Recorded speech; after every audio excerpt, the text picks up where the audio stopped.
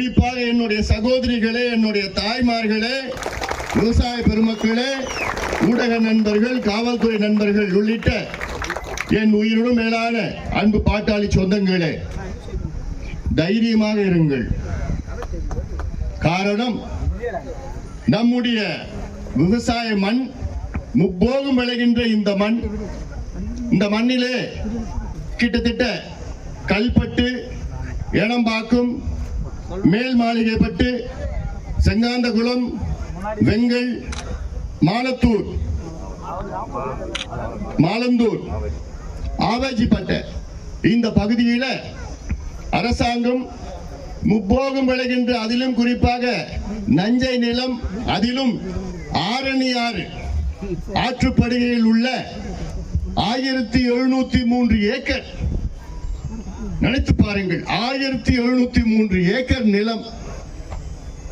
இந்த நிலத்தை அழித்து ஏதோ வெளிநாட்டில் உள்ள கல்வி நிறுவனத்திற்கு தாரை வாத்து அவர்கள் இங்கே வந்து இந்த மண்ணிலே அறிவுசார் நகரம் என்ற ஒரு தேவையில்லாத ஒரு திட்டத்தை கொண்டு வர தமிழக அரசு துடித்துக் கொண்டிருக்கிறது.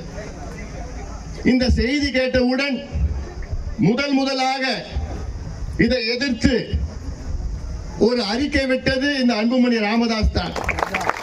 காரணம், திமுகவுடைய பித்தலாட்டம் எனக்கு நன்றாக தெரியும்.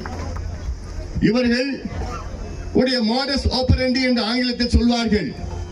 இவருடைய திட்டம் என்னவென்றால், ஒரு பகுதியை ஆக்கிரமித்து இந்த பகுதியிலே நாங்கள் திட்டத்தை, துணை நகரம் திட்டம், அறிவுசார் திட்டம், சிப்காட் திட்டம் போன்ற திட்டங்களை நாங்கள் இங்கே கொண்டு வருவோம் என்று திட்டமிட்டு அதன் சுற்றி உள்ள நடத்தை, விமான நிலையத்தை நாங்கள் கொண்டு வருவோம் என்று இது போன்ற திட்டங்களை அறிவித்து, விவசாய நிலத்தில் அறிவித்து, அதை சுற்றி இருக்கிற இடங்கள் எல்லாம் திமுக கம்பெனி, பெரிய பெரிய கம்பெனி, முதலமைச்சருக்கு நெருக்கமானவர்கள் எல்லாம் சேர்ந்து அந்த மிக குறைவான விலையிலே வாங்கிய பிறகு இந்த திட்டத்தை அறிவிப்பார்கள்.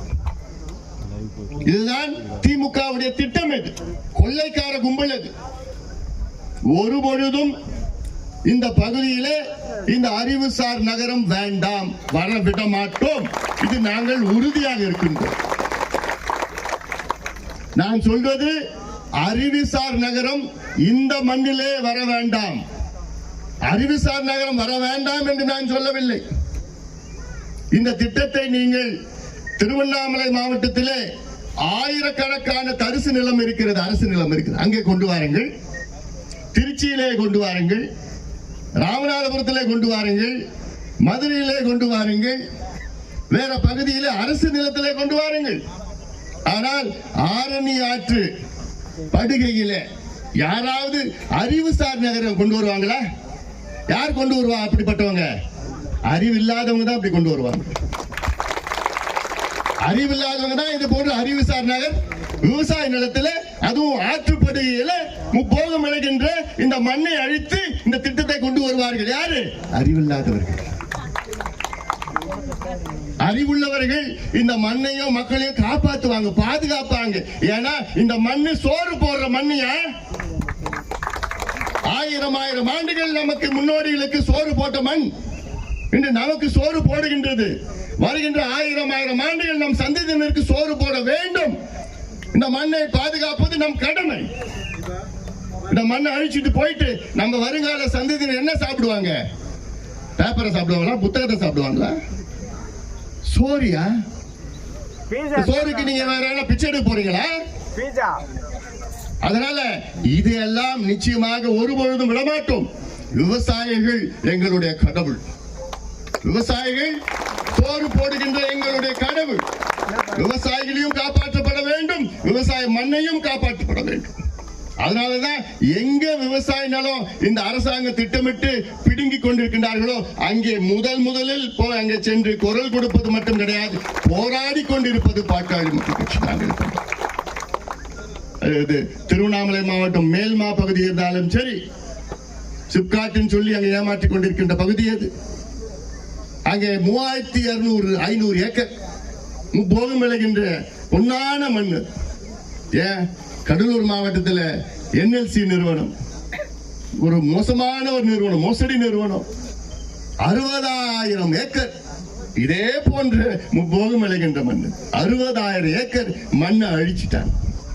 இன்னும் 1,00,000 ஏக்கர் அழிக்கிறது திட்டமிட்டு இருக்கிறான், துடிச்சிட்டு இருக்கிறான். நான் போய் தனியால அங்க போய் தடுத்து நிறுத்தி இருக்கிறேன். அதனால இதெல்லாம் நிச்சயமா தைரியமா இருங்க. ஏன்னா இங்கெல்லாம் நீ பேசுறப்ப பார்த்தா அங்க உள்ள நம்மளுடைய தாய்மார்கள்லாம் பேசுறப்போ நான் எங்க போவேன், என் கட்டை இந்த மண்ணை விட்டு போகாது. ஏன்னா இது உங்களுடைய மண்ணு மட்டும் இல்ல, இது உங்களுடைய அடையாளம். இப்ப என்னுடைய அடையாளம் எந்த ஊருன்னா நான் கீழ்சிவிரின்னு சொல்லுவேன். எங்க தாத்தா, எங்க பாட்டன் பூட்ட எங்க வாழ்ந்த மண் கீழ்சிவிரி. அங்கதான் என் கோயில் இருக்குது, என் குலதெய்வம் இருக்குது. அங்கதான் நான் தீ மிதிப்பேன், என் கிணறு இருக்குது, எங்க குடும்பத்துல சுடுகாடு அங்க எல்லாம். அப்படிதான் அதே என் அடையாளம். இது உங்களுடைய அடையாளம். உங்க அடையாளத்தை விட்டு நீங்க எங்க போறீங்க? எங்க போவீங்க? சொன்னாங்கல்ல, எங்களுக்கு என்ன பேக மாட்டிட்டு நான் அதுல இண்டஸ்ட்ரியில போய் ஃபேக்டரியில போய் வேலை செய்ய முடியுமா? முடியாது. இங்க போறது 1 கோடி 2 கோடின்னு போயிட்டு இருக்குது. இவங்க கொடுக்கறது 10 லட்சம் 5 லட்சம். ஏன்னா இங்க சுத்தி வாங்கிட்டாங்க. வில்சன் அவர்கள் சொன்னது போன்று சுத்தி இந்த G2, M2, I2, J2 எல்லாம் M2 இருந்து எல்லாம் வாங்கிட்டாங்க. யாரு கம்பெனி? இவங்க திமுக கம்பெனி வாங்கிட்டாங்கன்னா இதுல யாருக்கு இப்ப யார் அவனு கேட்ட? அறிவுசார் நகர் கேட்டாங்க. யார் இங்க வரப்போறா? முதல்ல யாராவது அமெரிக்காவில் இவங்களுக்கு தெரிஞ்ச அது இவங்க யூனிவர்சிட்டியோட இருக்கும், இவங்க பினாமியா இருக்கும். இதான பண்ணுவாங்க. எப்படி ஏமாத்தணும், எப்படி திருத்தணும் பண்ண திமுக காரங்க PhD வாங்கியிருக்கிறாங்க. இவங்களே அமெரிக்கால கம்பெனி ஆரம்பிச்சு அந்த கம்பெனியில இவங்களுக்கு இங்க நிலத்தை கொடுத்து அதுக்கு எதுக்கு அவனுக்கு 1700 ஏக்கர்?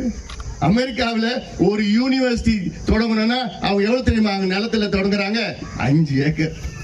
அவ்வளவுதாங்க யூனிவர்சிட்டி. சில பெரிய யூனிவர்சிட்டி 500 ஏக்கர் 200 ஏக்கர் 300 ஏக்கர் 100 ஏக்கர்ல, அது பழைய காலத்து 400 ஆண்டுகளுக்கு முன்பு தொடங்கினது. இப்ப 10 ஏக்கர் 5 ஏக்கர் தொடங்குறாங்க. சரி, அவங்க இங்க தொடங்கணும்னு என்னையா அவசியம்? இவங்க என்ன தெரியுமா திட்டமா? 1700 ஏக்கர்ல திட்டமிட்டு அந்த கல்வி நிறுவனம் தொடங்குறதுக்கு வெறும் 200-300 ஏக்கர் அவ்வளவுதான். மீதி இவங்க பிளாட் போட்டு வித்துருவாங்க. பிளாட்னா என்ன? அது நீங்க அப்படியே இந்த கல்லெல்லாம் போடுறது இல்ல, அது வேற விதமா அவங்களுக்கு வித்துருப்பாங்க, இவங்களுக்கு வித்துவாங்க, காசு கமிஷன் வந்துடும், முடிச்சு போச்சு. திட்டமும் வராது, ஒண்ணு வராது. அதனால இவங்களை பத்தி நல்லா தெரிஞ்சு வச்சிருக்கிறேன் நான். தைரியமா இருங்கம்மா, தைரியமா இருங்க. என்னன்னாலும் சரி, ஒரு பிடி மண்ணை விட எடுக்க விட மாட்டோம். இன்னும் ஒரு 6 மாசம் பொறுத்துக்குங்க. புரியுதா? 6 மாசம் இவங்க வீட்டுக்கு போக போறாங்க திமுக காரங்க. 6 மாசத்துல இவங்க கதை முடிய போகுது. திமுக 6 மாசத்துல வீட்டுக்கு போக போறாங்க. அதனால நீங்க தைரியமா இறங்குங்க. எனக்கு முன்பு பேசினாங்க பாரு, அவங்க பேர் தெரியல, எனக்கு சொன்னாங்க பாரு, இது ஏன் மண்ணு போகுது, ஓ மண்ணு போலாம் இல்ல, எல்லாரும் வாங்க, எல்லாரும் தெருவுல வாங்க. எல்லாம் இந்த மண்ணையும் நம்பிதான் நீங்க இருக்கிறீங்க. ஏன்னா நான் சொல்றது உங்களுக்கு மண் இருக்குதோ இல்லையோ, உங்களுடைய அடையாளம் இது. உங்களுடைய அடையாளம், உங்கள் பிள்ளைகளுடைய அடையாளம், உங்கள் பேர பிள்ளைகளுடைய அடையாளம் இது. இந்த அடையாளத்தை அழிச்சிட்டு நீங்க போய் வாழ போறீங்க நீங்க. அதனால இதுக்கு நீங்க தைரியமா இருங்க. ஒரு பொழுதும் வராது, நடக்காது, நடக்காம பாத்துக்குப்போம். ஏன்னா இப்ப முதல் நான் அறிக்கை விட்டதுக்கு பிறகு 1703 ஏக்கர்னு சொன்னாங்க. அதுக்கப்புறம் நான் பிரகாஷ் நம்ம மாவட்ட செயலாளர் வச்சு நாங்க கலெக்டர்கிட்ட பேச சொன்னேன். டிட்கோல அங்க போய் சென்னையில போய் அதிகாரிகிட்ட பேசினாரு.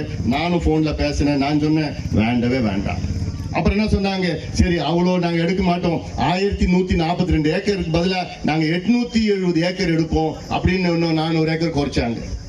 நான் சொன்னேன் 400 ஏக்கர் இல்ல, 1 ஏக்கர் கூட நான் விட மாட்டேன், 1 ஏக்கர் கூட விட மாட்டேன். ஏன்னா இந்த மண்ணு நமக்கு கிடைக்காதியா, கிடைக்காது. தமிழ்நாட்டுல இந்த திமுக என்னைக்கு ஆட்சிக்கு வந்ததோ அன்னையிலிருந்து தமிழ்நாட்டுல 40 லட்சம் விவசாய ஏக்கர், 40 லட்சம் ஏக்கர் விவசாய மண் அழிக்கப்பட்டிருக்கிறது. 40 லட்சம் ஏக்கர் விவசாய மண் அழிக்கப்பட்டிருக்கிறது. அப்போ நம்ம சந்ததியினர்கள் நம்ம அதை பத்தி நம்ம நினைக்கிறோமா? அவங்க என்னையா சாப்பிடுவாங்க? நம்ம பேர கொள்ளு பேர பசங்க பேத்திங்க எல்லாமே வருங்கால சந்ததி என்ன சாப்பிடுவாங்க? அதனால இதையெல்லாம் நாம் சிந்திக்க வேண்டும். அதற்கு வாருங்கள், நாம் எல்லோரும் ஒன்றாக இணைவோம். கட்சி, ஜாதி, மதம், இனம், மொழி எதுவும் பார்க்க வேண்டாங்க. இது மண்ணு. இந்த மண்ணு எல்லாருக்கும் சோறு போடுற மண்ணு. இந்த மண்ணு ஜாதி மதமும் பார்க்காது. எல்லாருக்கும் சோறு போடுற மண்ணு. இந்த மண்ணை காப்பாற்றுவது இது நம்முடைய கடமை, என்னுடைய கடமையா நான் பார்த்து அதுக்காக தான் இங்கே வரைய தந்திருக்கின்றேன். என்னானாலும் நான் தயாரா இருக்கிறேன். எத்தனை வஜ்ரா வந்தாலும் சரி, எத்தனை வஜ்ரா வேன் வந்தாலும், எத்தனை காவல்துறை, எத்தனை ராணுவம் வந்தாலும் சரி, இந்த மண்ணை காப்பாற்றுவதற்கு நாங்கள் இருக்கின்றோம். என் தம்பிகள், என் தங்கைகள் எல்லாம் தைரியமாக காத்துக் கொண்டிருக்கின்றார்கள். அதாவது நீங்க எல்லாம் ஒற்றுமையாக இருங்கள். நிச்சயமாக இந்த மண் காப்பாற்றப்படும்.